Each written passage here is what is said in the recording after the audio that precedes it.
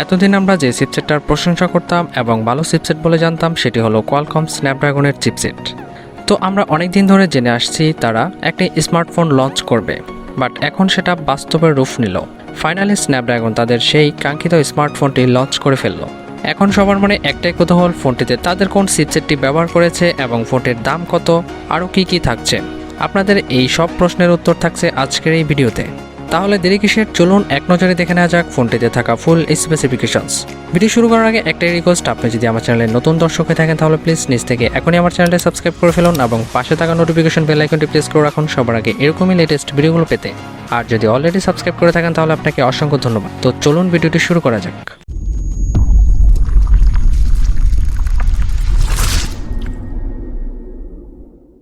বন্ধুরা, এই ফোনটির রিয়ার থাকছে 64 megapixel wide angle lens plus 12 megapixel ultra wide lens plus 8 megapixel telephoto lens. এই ফোনটির ফ্রন্টে থাকছে 24 মেগাপিক্সেল ওয়াইড অ্যাঙ্গেল লেন্স।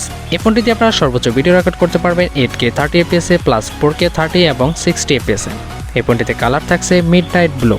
এই ফোনটির বিল্ড ম্যাটেরিয়ালে থাকছে কর্নিং গরিলা গ্লাস ভিক্টাস। এই ফোনটির ডিসপ্লেতে থাকছে 6.78 ইঞ্চের super AMOLED touch screen with 144 hertz refresh rate. এই ফোনটির ডিসপ্লেকে প্রোটেকশন করছে কর্নিং গরিলা গ্লাস ভিক্টাস। এই ফোনটিতে র্যাম থাকছে 16GB এবং রোম থাকছে 512GB UFS 3.1। এই ফোনটিতে প্রসেসর থাকছে octa-core 2.84 GHz ক্যারিও 680 plus 2.42 GHz ক্যারিও 680 plus 1.80 GHz ক্যারিও 680। এই ফোনটিতে চিপসেট থাকছে কোয়ালকম স্ন্যাপড্রাগন 888 5 ন্যানোমিটার টেকনোলজি। এই ফোনটিতে জিপিও থাকছে অ্যাড্রিনো 660। এই ফোনটিতে অপারেটিং সিস্টেম হিসেবে থাকছে অ্যান্ড্রয়েড 11 এবং এই ফোনটির নেটওয়ার্কে থাকছে 2G plus 3G plus 4G plus 5G support. এই ফোনটির সাউন্ড সিস্টেমে থাকছে 3.5mm jack with stereo speakers Snapdragon sound system technology. এই ফোনটির ফিঙ্গারপ্রিন্ট থাকছে অন দ্য ব্যাক সাইড এবং এই ফোনটিতে NFC সাপোর্ট থাকছে। এই ফোনটিতে ব্যাটারি থাকছে লিথিয়াম পলিমার 4000 mAh, চার্জিংয়ে থাকছে USB Type-C পোর্ট এবং 65 ওয়াটের ফাস্ট চার্জিং সুবিধা। যে চার্জারটি দিয়ে ফোনটিকে ফুল চার্জ করতে 50 মিনিটস টাইম লাগবে।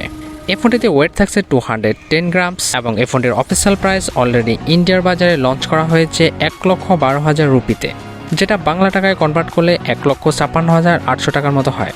তো ধরে নিলাম 1,50,000 টাকার মধ্যে বাংলাদেশে লঞ্চ করা হবে। বন্ধুরা, এই ফোনটিতে কোনো কিছু কম দেওয়া হয় নাই, তারপরও ভালো খারাপ দুটোই রয়েছে। চলুন এক নজরে দেখে নেওয়া যাক ফোনটির ভালো এবং খারাপ দিকগুলো। ভালো দিকে থাকছে প্রথমে ফোনটির ক্যামেরা কোয়ালিটি এবং থাকছে 8K পর্যন্ত ভিডিও রেকর্ডিং সুবিধা, থাকছে super AMOLED touch screen with 144 hertz refresh rate, থাকছে 3 কোর এর প্রসেসর, থাকছে কোয়ালকম স্ন্যাপড্রাগন 888 এর মতো 5G চিপসেট, থাকছে 16GB র্যাম এবং 512GB রোম এবং থাকছে 5G সাপোর্ট এবং থাকছে 65 ওয়াটের ফাস্ট চার্জিং সুবিধা। আর যদি খারাপ দিক নিয়ে কথা বলি তাহলে এর খারাপ দিক নেই বললেই চলে।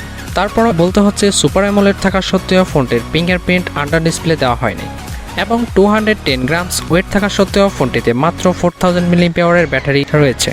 যাই হোক, ব্যাটারিটা আরও একটু বাড়িয়ে দিলে ভালো হতো। সর্বশেষ ফোনটির সবচেয়ে বেশি খারাপ লেগেছে ফোনটির এত দাম দেখে।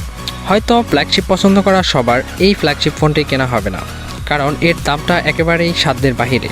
বন্ধুরা, এই ছিল আমাদের আজকের ভিডিও। ফোনটির কোন দিকগুলো আপনার কাছে সবচেয়ে বেশি ভালো লেগেছে সেটা কমেন্ট সেকশনে জানাতে ভুলবেন না। আর বিশেষ করে দামটা বেশি হলো কিনা আমার সাথে একমত হলে সেটাও কমেন্ট সেকশনে জানাতে ভুলবেন না। ভিডিওটি ভালো লাগলে লাইক করবেন এবং শেয়ার করে দিবেন আপনার বন্ধুদের মাঝে। ভিডিও শেষ করার আগে একটা রিকোয়েস্ট, আপনি যদি এখনও আমার চ্যানেলটি সাবস্ক্রাইব না করে থাকেন তাহলে প্লিজ নিজ থেকে এখনই আমার চ্যানেলটি সাবস্ক্রাইব করে ফেলুন এবং পাশে থাকা নোটিফিকেশন বেল আইকনটি প্রেস করে রাখুন সবার আগে এরকমই লেটেস্ট ভিডিওগুলো পেতে। তো বন্ধুরা, দেখা হচ্ছে পরবর্তী ভিডিওতে। সে পর্যন্ত সবাই ভালো থাকুন, সুস্থ থাকুন। আল্লাহ হাফেজ।